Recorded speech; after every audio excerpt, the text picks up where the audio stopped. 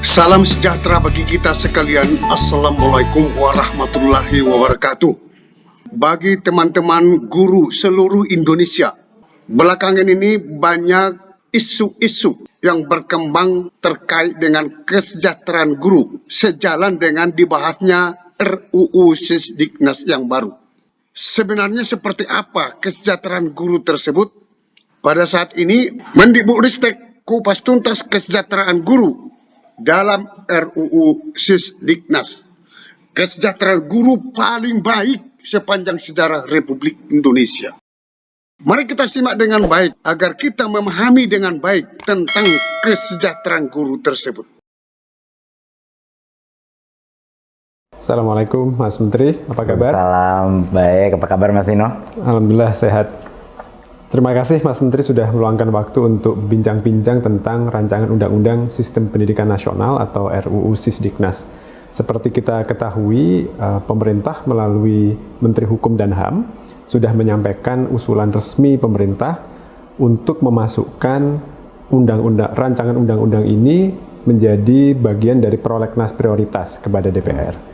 Nah, beberapa minggu terakhir banyak tanggapan dari masyarakat, masukan baik pro maupun kontra, yang ini semua menunjukkan kepedulian yang sangat tinggi dari masyarakat tentang pendidikan kita. Betul. Salah satu yang paling hangat diperbincangkan adalah soal kesejahteraan guru nih Mas Menteri. Nah ini boleh nggak minta penjelasan Mas Menteri tentang mengapa kita perlu mengubah skema tunjangan yang sekarang sudah diatur di Undang-Undang Guru dan Dosen ini. Betul.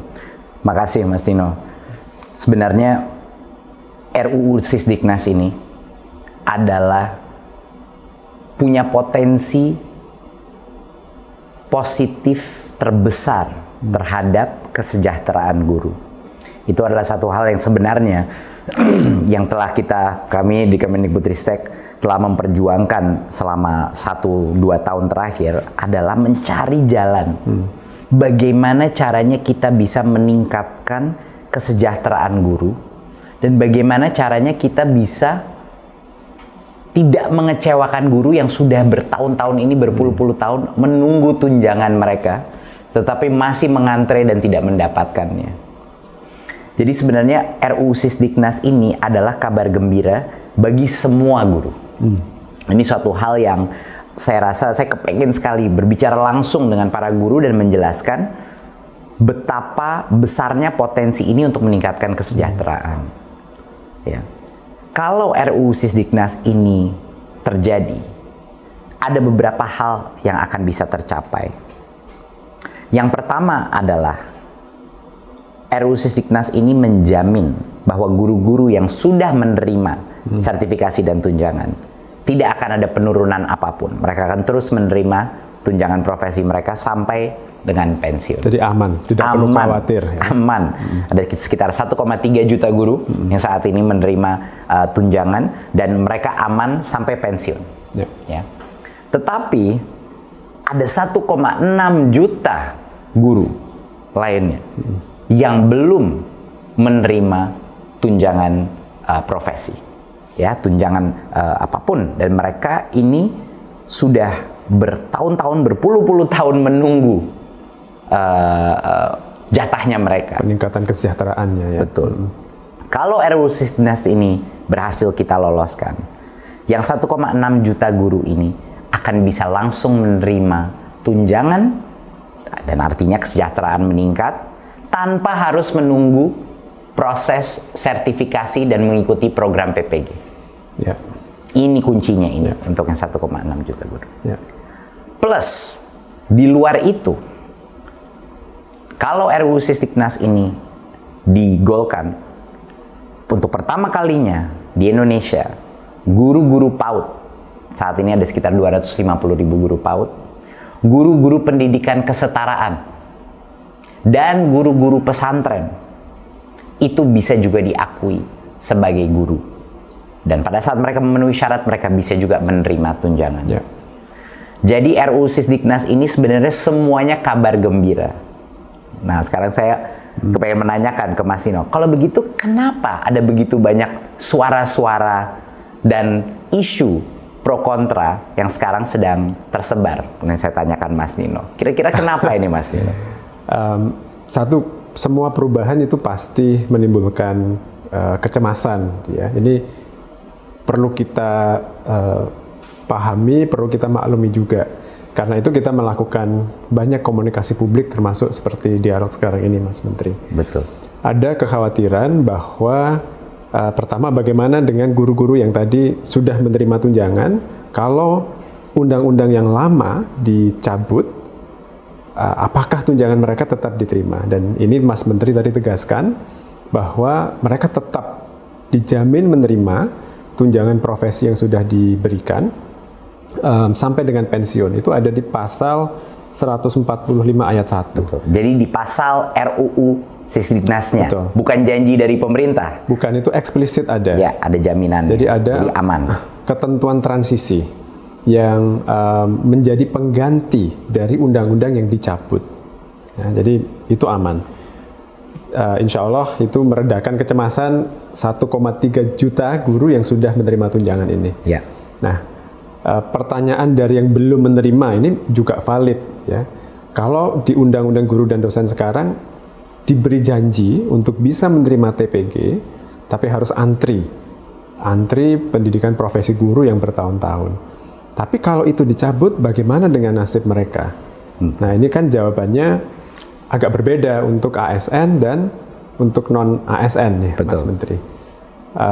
Mungkin Mas Menteri bisa menjelaskan skema untuk ASN kira-kira seperti apa nih? Kenapa guru-guru ASN dan calon ASN yang sekarang berproses guru-guru honorer yang ingin menjadi P3K ini, kenapa mereka juga diuntungkan dengan adanya perubahan pengaturan yang kita ajukan? Mungkin Mas Nino untuk menjelaskan ini, kita harus kembali dulu ke tahun 2005. Dan kita harus membahas sedikit mengenai Undang-Undang Guru dan Dosen. Betul. Jadi pasti banyak guru-guru ini semua menanya, kenapa sih saya untuk mendapatkan sertifikasi dan untuk mendapatkan tunjangan ini harus mengantre? Kenapa? Alasannya adalah, dan ini harus dijelaskan ke setiap guru di Indonesia, alasannya adalah di dalam Undang-Undang Guru dan Dosen tahun 2005, guru itu dipisahkan dari sistem ASN lainnya. Makanya disebut dalam Undang-Undang Guru dan Dosen itu ada kata-kata tunjangan profesi dan disebut berapa jumlah tunjangannya.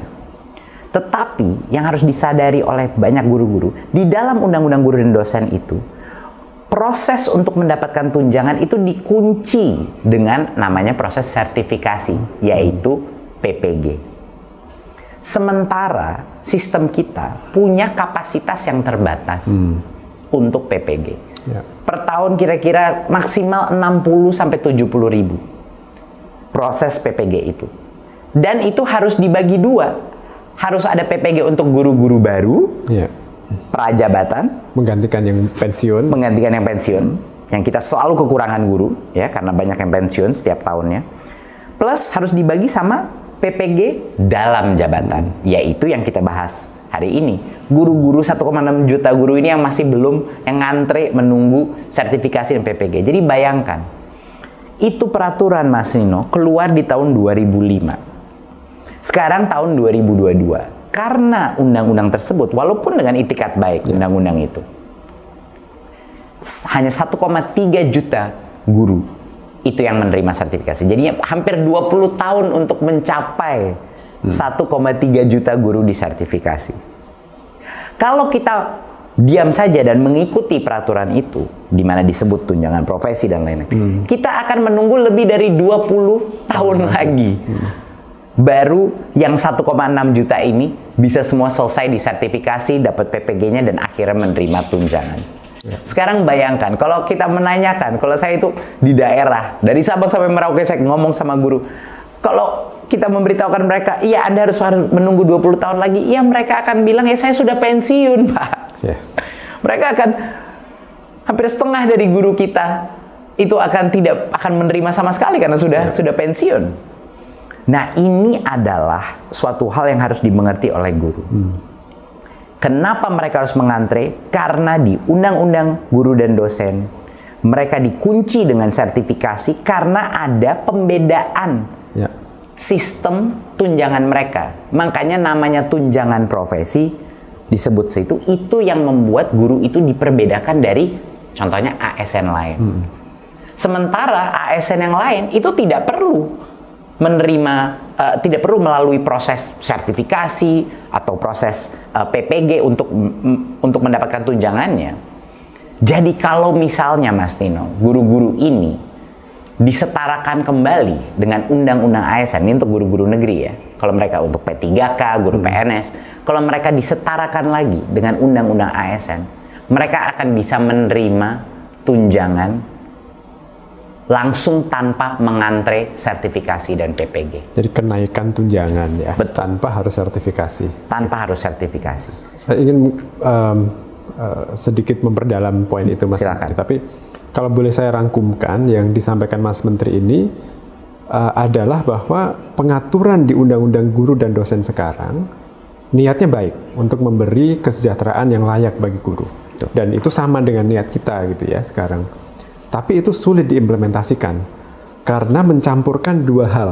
Satu, sertifikasi yang tujuannya adalah untuk kualitas, dan yang kedua kesejahteraan, tunjangan profesi untuk meningkatkan kesejahteraan. Betul. Dan urutannya jadi keliru urutannya ya.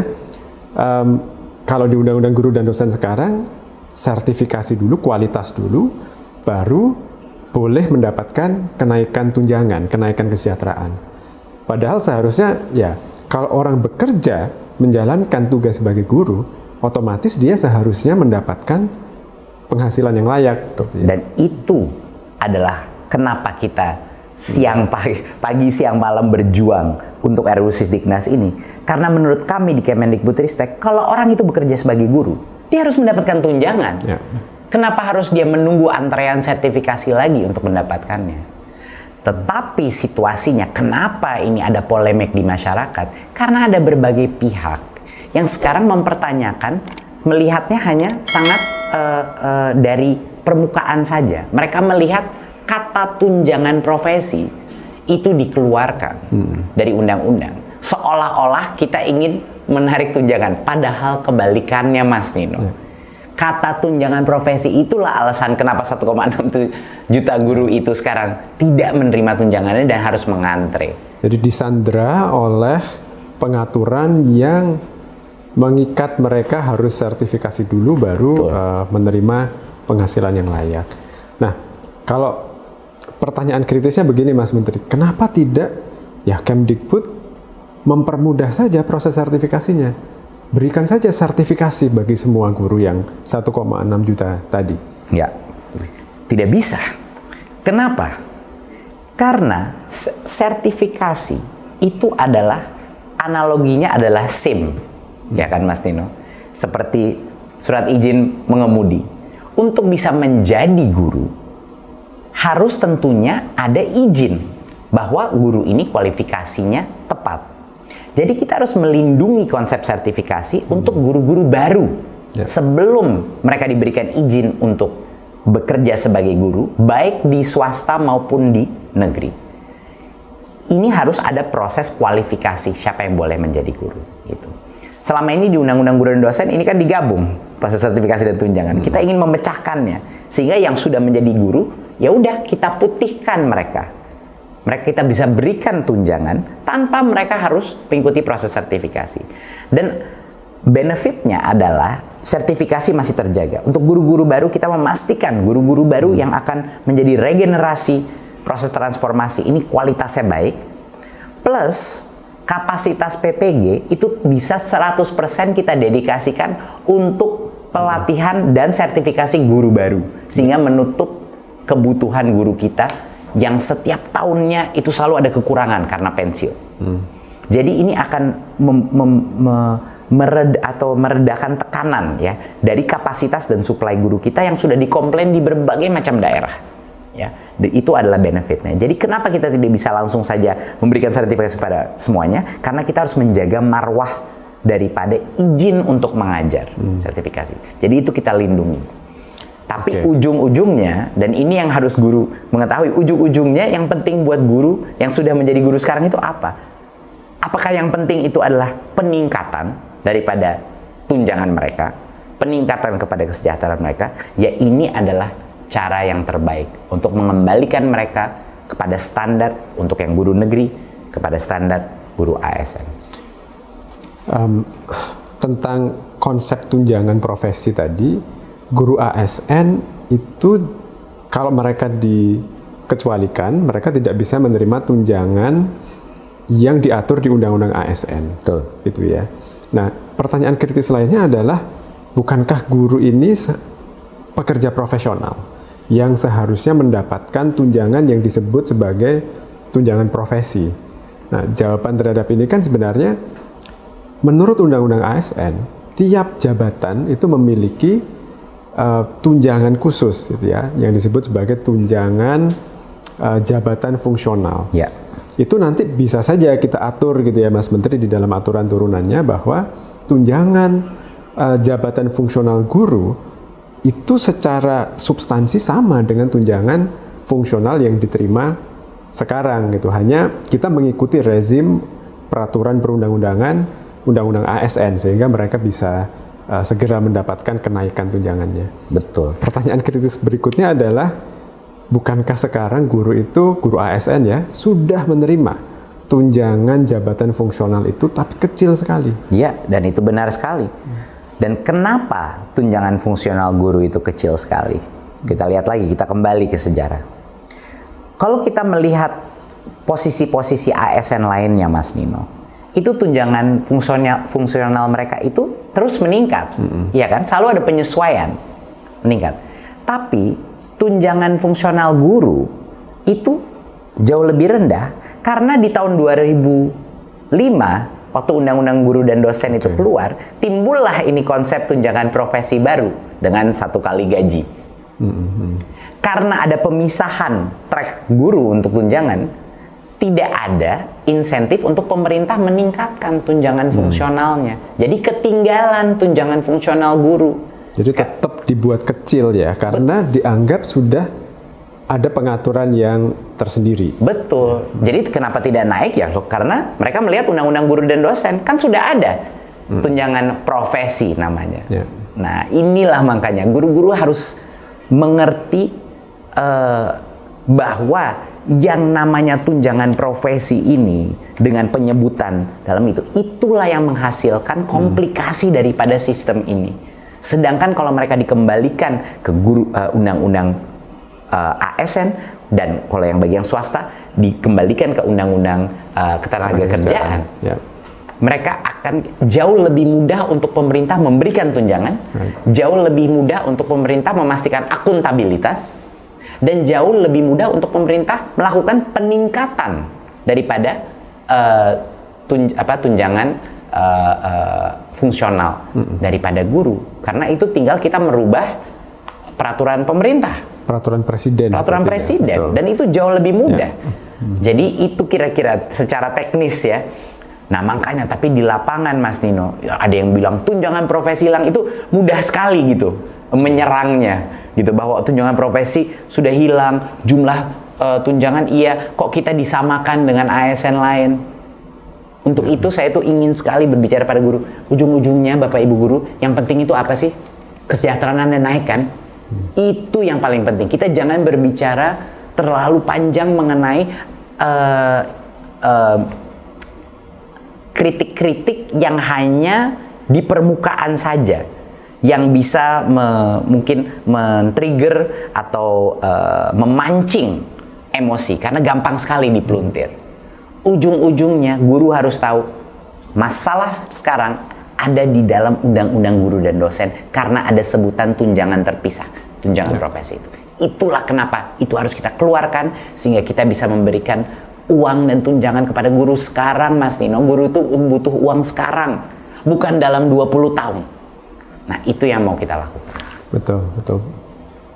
Nah, Mas Menteri kan tadi menyebut guru swasta. Ya. Yang tadi kita bicarakan itu pengaturan untuk guru-guru ASN. Betul. Yaitu PNS dan P3K. P3K. Jadi semua ini yang baru mau diangkat jadi P3K, yang udah 300.000 diangkat dan akan ada ratusan ribu lainnya, ini juga masuk dalam kategori itu kan? Betul. Yang ASN, betul. Silakan. Kalau yang swasta gimana Mas Nino? Nah, kalau yang swasta ini pengaturannya agak berbeda. Kalau guru ASN, P3K maupun PNS itu akan diatur di bawah rezim undang-undang ASN. Kalau swasta tentunya mengikuti undang-undang yang berlaku untuk mereka, yaitu Undang-Undang Ketenagakerjaan dan peraturan-peraturan turunannya. Tapi pada prinsipnya, di peraturan pemerintah tentang pengupahan, itu menyebutkan bahwa setiap orang yang melakukan pekerjaan yang sama, itu berhak mendapatkan penghasilan yang sama juga. Artinya, guru swasta itu juga seharusnya mendapatkan penghasilan yang setara dengan guru-guru yang statusnya ASN, berada di sekolah negeri. Betul. Nah, sekarang pertanyaannya, kehadiran negara bagaimana Mas Menteri untuk membantu sekolah-sekolah swasta ini supaya mereka bisa memberikan penghasilan yang layak setara dengan guru-guru ASN tadi? Betul. Benar sekali Mas Nino. Jadi poin pertama yang sangat penting adalah kalau ASN tadi kembali kepada Undang-Undang ASN. Kalau swasta kembali kepada Undang-Undang Ketenagakerjaan. Dan ini akan menguatkan kapabilitas pemerintah untuk bisa mendorong sekolah-sekolah swasta untuk memberikan gaji atau upah yang jauh lebih layak kepada guru-guru swasta. Karena kita bisa mendorong lewat dua hal. Yang pertama, kita bisa memberikan dana bantuan operasional sekolah yang lebih tinggi untuk menutupi mandat bahwa guru-guru itu dibayar sesuai atau setara dengan guru-guru PNS atau guru-guru ASN. Itu yang pertama. Jadi rencana pemerintah adalah setelah RUU ini keluar adalah untuk meningkatkan dana bantuan operasional sekolah swasta untuk memenuhi kebutuhan kelayakan upah guru-guru swasta. Itu adalah yang pertama. Jadi pemerintah akan hadir dengan memberikan anggaran tambahan kepada yayasan-yayasan, kepada sekolah-sekolah swasta untuk memberikannya. Kedua, bagi sekolah-sekolah swasta yang tidak menggunakan uang itu misalnya untuk memastikan bahwa gurunya dibayar di atas UMR dan lain-lain, dan kita melihat, saya udah banyak sekali sekolah, saya lihat yang guru-gurunya bahkan di bawah UMR Mas Nino, dan ini suatu hal yang tidak bisa terus terjadi. Ini memberikan kita, karena sudah menyambung dengan Undang-Undang Ketenagakerjaan, memberikan pemerintah kapabilitas untuk mendorong sanksi-sanksi dan untuk mengatur peraturan dana bantuan operasional sekolah itu, karena itu ada di bawah kontrol kita, untuk memastikan bahwa yang diprioritaskan dulu adalah upah yang layak bagi guru-guru swasta. Jadi dua mekanisme itu adalah benefit ya daripada perubahan di RUU Sisdiknas ini. Jadi melalui peningkatan subsidi kita, BOS, bantuan operasional sekolah, yang itu di bawah kontrolnya Kemendikbudristek. Jadi kita bisa memandatkan, mengharuskan sekolah swasta untuk memprioritaskan penggunaan dana BOS ini bagi penghasilan gurunya, kesejahteraan gurunya. Dan kalau itu tidak terjadi, ada berbagai macam sanksi yang bisa kita lakukan, termasuk penahanan dana BOS tersebut. Kalau misalnya yayasan itu tidak membayar upah yang layak, gitu. Jadi itu adalah garansi check dan balance yang akan kita lakukan kepada sekolah-sekolah swasta. Dan yang kedua tadi, justru karena ikut Undang-Undang Ketenagakerjaan yang aturan turunannya sudah sangat detail, sangat lengkap, melindungi hak-hak pekerja, justru karena itulah guru-guru di sekolah swasta ini bisa lebih punya kepastian hukum sebenarnya ya. Betul. Karena tidak dikecualikan lagi. Betul. Sekali lagi, kembali lagi, masalahnya di guru swasta, kenapa banyak guru dibayar UMR dan lain-lain? Karena ini ada pengecualian guru di Undang-Undang Guru dan Dosen dengan adanya namanya disebut tunjangan profesi. Jadi baliknya ke situ lagi Mas Nino, ujung-ujungnya buat guru negeri, guru swasta, guru honorer, semuanya ini seperti yang Mas Nino bilang, tersandera dengan konsep tunjangan profesi guru. Padahal di Undang-Undang ASN dan di Undang-Undang Ketenagakerjaan itu bisa jauh lebih terlindungi dan bisa langsung mengalami peningkatan kesejahteraan. Itu sebenarnya. Oke Mas Menteri, jadi guru swasta akan diatur melalui peraturan perundang-undangan yang mengikuti Undang-Undang Ketenagakerjaan. Dan mereka akan bisa mendapatkan perlindungan kepastian hukum yang lebih di sana ya. Nah, tetapi ada persepsi bahwa kalau seperti itu, maka guru tidak menjadi khusus lagi. Itu apa betul seperti itu, Mas Menteri? Mas Tino, hampir semua profesi, mulai dari pegawai sampai dengan CEO di seluruh Indonesia itu dilindungi oleh Undang-Undang Ketenagakerjaan. Jadi itu merupakan suatu wadah regulasi yang tugasnya untuk melindungi semua profesi, semua pekerja di seluruh Indonesia. Jadi termasuk guru, termasuk CEO, dokter, insinyur, dan lain-lain. Jadi ini bukan sesuatu yang baru atau sesuatu yang ingin merendahkan guru, tapi malah untuk memastikan bahwa guru mendapatkan perlindungan yang seluruh sektor ekonomi kita juga mendapat perlindungan tersebut. Ya, jadi Undang-Undang Ketenagakerjaan ini melindungi siapapun yang bekerja di luar pemerintah, gitu ya. Intinya. Oke.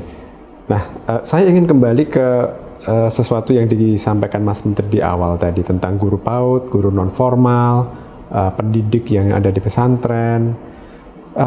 Kenapa kita melakukan perubahan tentang status mereka melalui rancangan Undang-Undang Sisdiknas ini, Mas Menteri? Jawabannya sangat sederhana, karena mereka itu guru. Mereka itu guru. Guru-guru pesantren, pesantren-pesantren formal, guru-guru PAUD, guru-guru pendidikan kesetaraan. Kami di Kemendikbudristek merasa sudah saatnya untuk mereka diakui sebagai guru. Apalagi kita tahu misalnya PAUD. Kita tahu betapa besarnya peran pendidikan anak usia dini dalam pengembangan di masa depan mereka. Kita sudah tahu, sainsnya sudah sangat terbukti betapa pentingnya.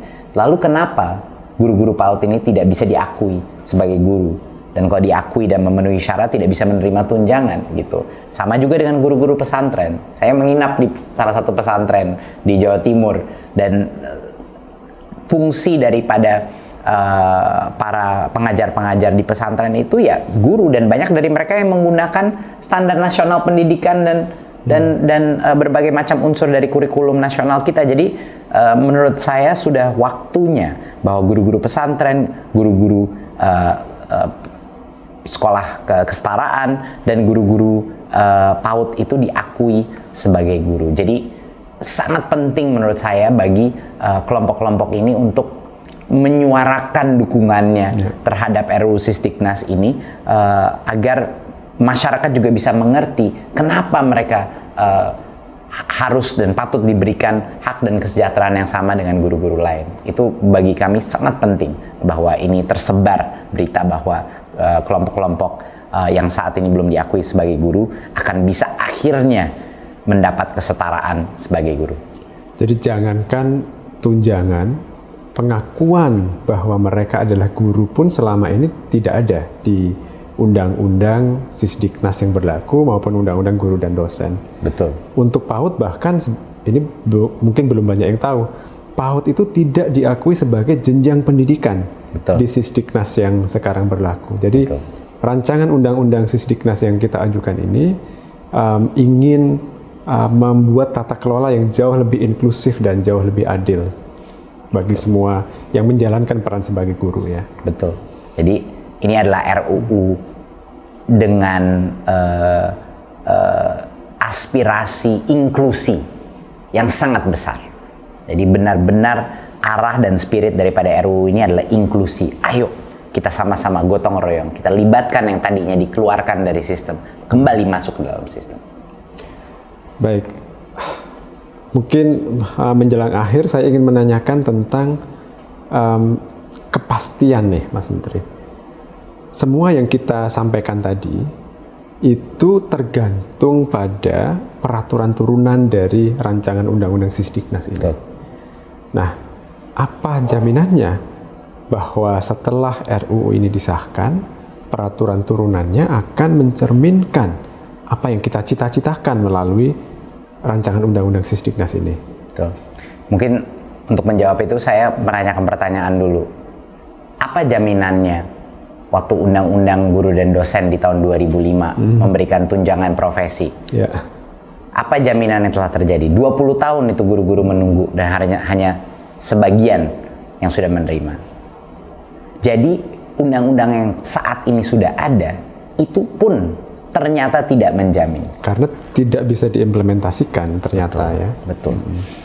Nah, itulah alasan kenapa pemerintah sekarang mengambil posisi dan sedang menyiapkan berbagai macam peraturan turunan yang kami siapkan untuk tahun ini dan tahun depan 2023. Inilah kenapa ada urgensi bahwa masyarakat terutama guru harus bersuara untuk mendukung RUU Sisdiknas ini agar di tahun 2023 semua peraturan turunannya sudah bisa siap selama kita masih berada di sini di tahun 2023. Ini adalah poin yang menurut saya sangat penting. Dan bagi mungkin pihak-pihak yang masih tidak punya kepercayaan kepada pemerintah dalam aspek kesejahteraan guru, saya mudah sekali menjawabnya. Track record kita selama ini, Mas Nino, di Kemendikbudristek adalah keterpihakan yang sangat jelas kepada guru.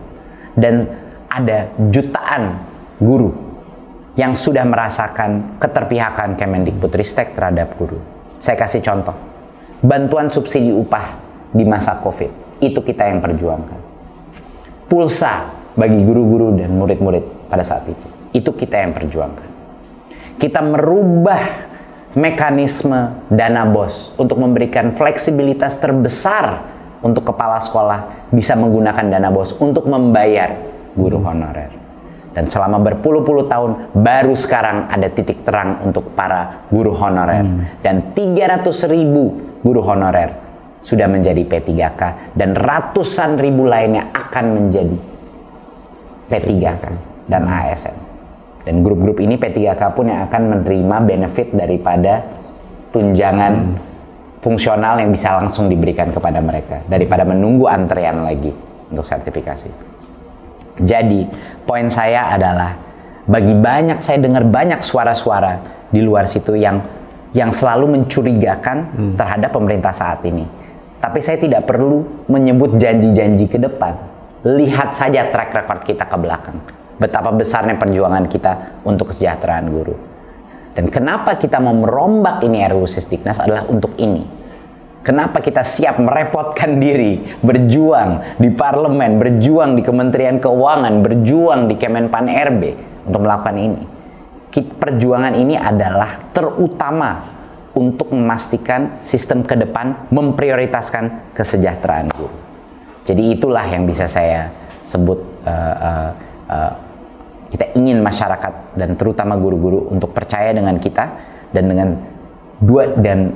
di tahun 2023 peraturan turunannya akan mencerminkan semua dan mencerminkan semua visi dan aspirasi tersebut. Dan saya yakin di tahun 2003 pada saat peraturan turunannya keluar dan RUU ini sudah digolkan, guru-guru akan tenang, guru-guru akan benar-benar merasa jauh lebih aman dari sisi kesejahteraan. Itu harapan besar saya.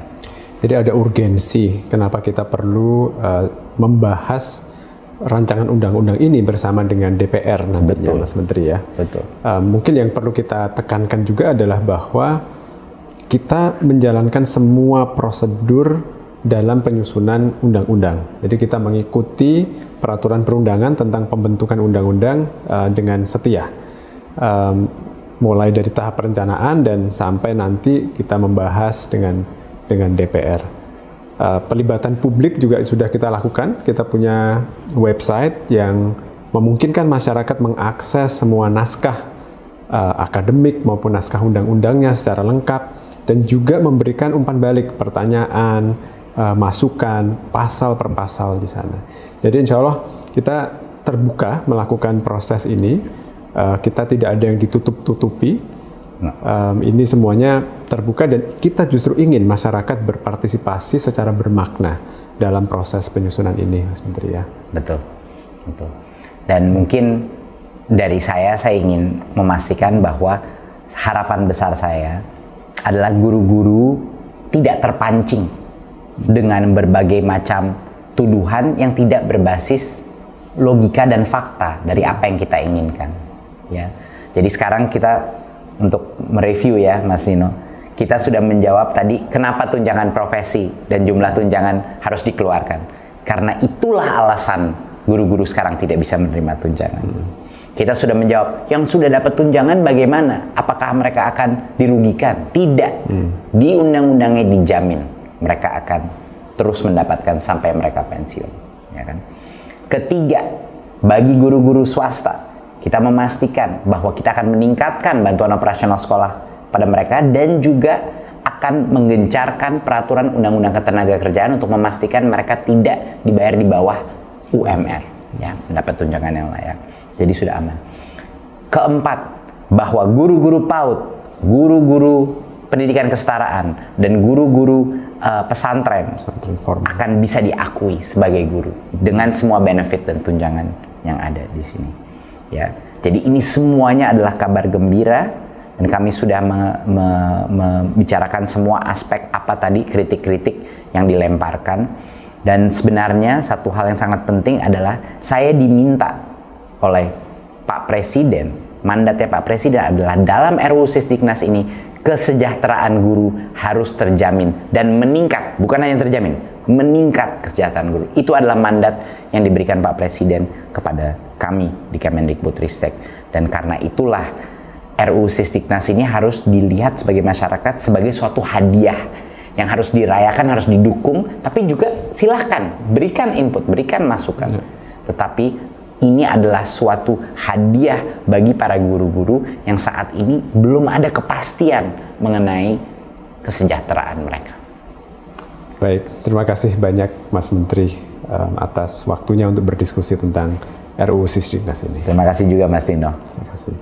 Sampai ketemu pada video berikutnya di channel ini. Jangan lupa dukung terus channel ini dengan cara klik subscribe, like, dan loncengnya. Semoga bermanfaat.